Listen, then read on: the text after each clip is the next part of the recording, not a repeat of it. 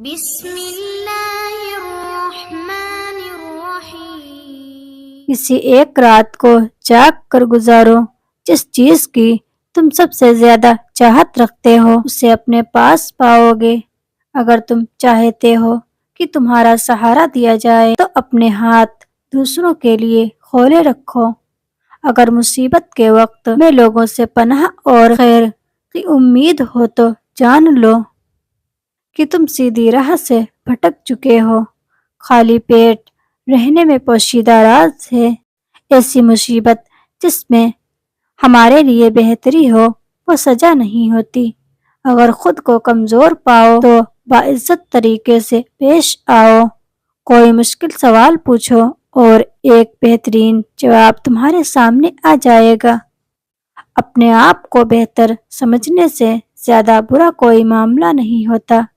اگر تم اللہ تعالیٰ سے رحم چاہتے ہو تو اسے معاف کر دو جو تم سے معافی طلب کرے، اور اگر تمہیں اللہ تعالیٰ کے رحم کی تلاش ہے تو پہلے کمزور پر رحم کرنا سیکھو۔ یہ تکلیف تم تک کچھ پیغام لے کر آتی ہے، ان پیغامات کو سنو، ان مصیبتوں کا سامنا کرو۔ غم کی رات کا اختتام ہونے کو ہے۔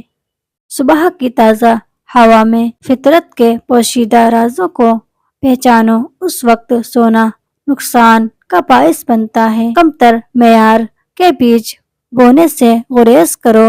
یاد رکھو کہ اگر ایسا کیا تو تمہیں بری فصل ہی ملنے والی ہے۔ بارش اور سورج کی تپش سے بیج اگ کر رہیں گے۔ امن اور سلامتی کا پھول پرسکون ماحول میں نشو و نما پاتا ہے۔ اپنی زبان کو ایسا امن کا پھول بناؤ۔ اللہ تعالیٰ ہم آپ سے اچھے اخلاق سکھائے جانے کا سوال کرتے ہیں، کیونکہ جو شخص اچھے اخلاق سے محروم ہو وہ اللہ تعالیٰ کے فضل سے بھی محروم ہے۔ تم کسی شخص کے ساتھ بغض کو سالوں سال اپنے دل میں رکھتے ہو، ایسے بوجھ کو اٹھائے ہوئے تم عاجزی کو کیسے اپنا سکتے ہو اور ایسے معاملات کو ذہن میں رکھتے ہو تم اپنی منزل تک کیسے پہنچ سکتے ہو؟ جب دل ہی ادھر ادھر کے خیالات میں مگن ہے تو اللہ تعالیٰ کی اطاعت اور ذکر میں کیسے سکون مل سکتا ہے؟ اپنے زخم پر نظر جمائے رکھیں اور توجہ کو ہٹنے مت دیں، کیونکہ یہی وہ جگہ ہے جہاں سے حق کی روشنی آپ کے جسم میں داخل ہوتی ہے۔ جو شخص بھی مدد لے کر آئے اس کے شکر گزار رہو، کیونکہ اسے اللہ کی جانب سے ہدایت بنا کر بھیجا گیا ہے۔ اگر کسی کو نقصان پہنچاؤ گے تو جان لو کہ تم اس نقصان کو اپنی جانب متوجہ کر رہے ہو۔